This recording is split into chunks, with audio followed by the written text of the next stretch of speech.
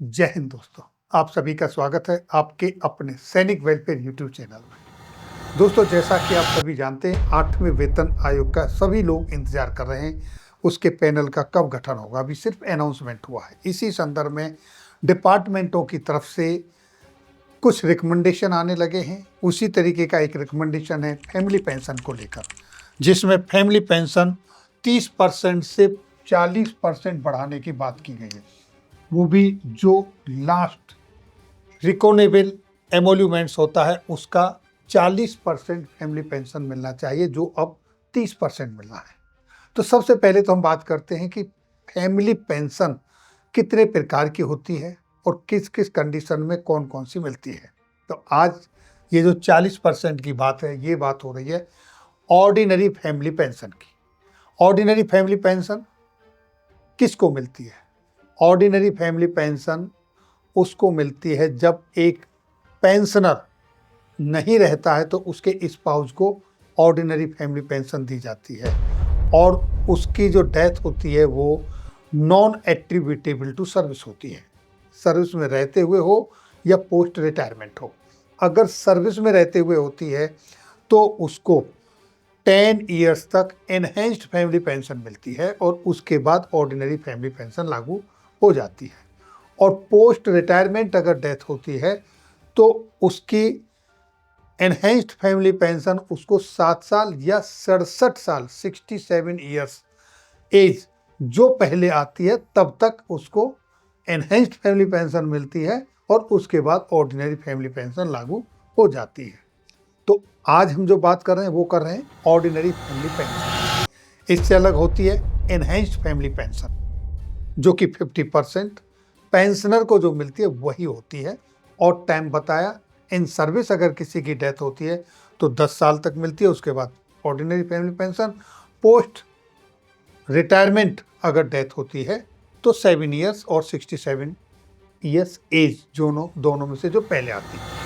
इसके बाद मिलती है स्पेशल फैमिली पेंशन, और उसके बाद लिबरलाइज फैमिली पेंशन। तो इस तरीके से ordinary family pension, enhanced family pension, special family pension, liberalise family pension. आज का जो रिकमेंडेशन है, जो बात है, वो है ऑर्डिनरी फैमिली पेंशन की। अब इस संदर्भ में ये देखिए, आर्मी पे कमीशन सेल की तरफ से रिकमेंडेशन दिया गया है और इसके ऊपर इन डिटेल बताया है कि प्रॉब्लम स्टेटमेंट क्या है और उसका बैकग्राउंड क्या है। 3rd पे कमीशन से लेके 5th पे कमीशन तक इसका ये डिटेल बताया है। इसके बाद पोजीशन एग्जिस्टिंग आज है, जैसा मैंने बताया 30% नॉन एट्रीब्यूटेबल डेथ, और सर्विस में 10 ईयर्स तक, और पोस्ट रिटायरमेंट 7 साल और 67 ईयर्स जो पहले आ जाए उस तरीके से। अब नेक्स्ट आता है कि अगला प्रपोज क्या किया है। ये एनालिसिस है जो आप यहाँ देख रहे हैं, और ये प्रपोजल है 8वें वेतन आयोग के लिए फॉर 8 CPC।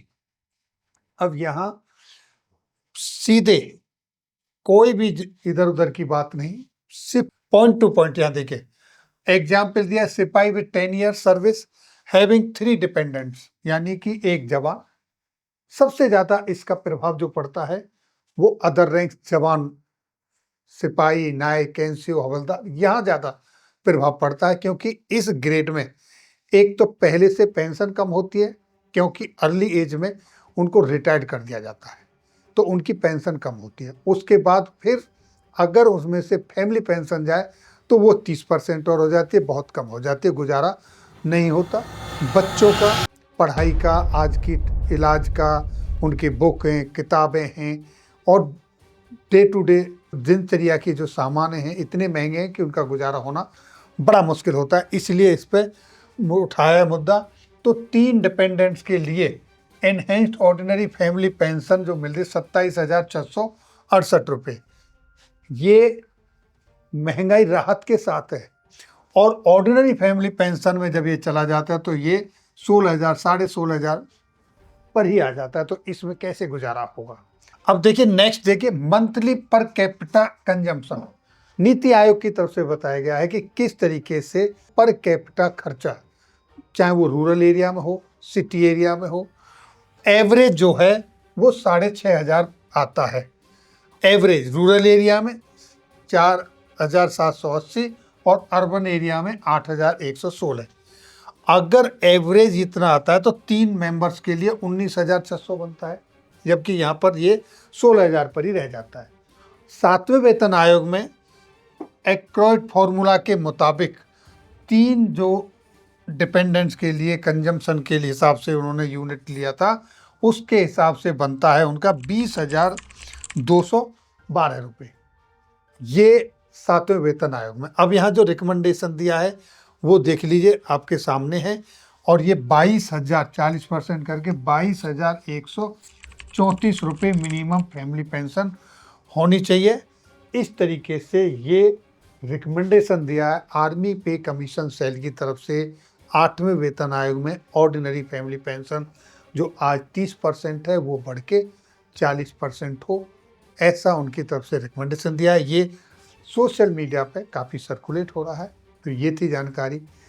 आप क्या कहेंगे इसके ऊपर? अपने विचार कमेंट्स बॉक्स में ज़रूर लिखें। फिर मिलेंगे आपके वेलफेयर से जुड़ी किसी अन्य जानकारी के साथ अगली वीडियो में। तब तक के लिए जय हिंद, जय भारत।